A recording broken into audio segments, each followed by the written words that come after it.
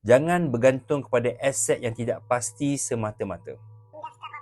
Ramai orang anggap emas hanya pelaburan. Tapi bagi penyimpan emas yang berilmu, emas ialah alat perlindungan kekayaan yang paling stabil. Cuba kita renung sesuatu. Aset seperti tanah, rumah, bangunan, malah saham sekalipun, semuanya bergantung kepada jaminan, ekonomi, permintaan dan keadaan sekeliling. Kalau syarikat jatuh, saham boleh jadi kosong. Kalau lokasi tak berkembang, tanah tak akan ada nilai. Kalau ekonomi merundum, rumah tidak akan ada pembeli. Tapi emas, kekuatannya datang daripada dua perkara. Beratnya dan juga ketulinannya.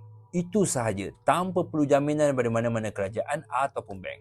Sebab itu nilainya tidak mungkin akan jatuh kosong seperti aset yang lain. Pakar-pakar keuangan dunia sepakat letakkan 10% kekayaan dalam bentuk emas sebagai pelindung inflasi, ekonomi yang goncang ataupun risiko yang tidak akan dijangka.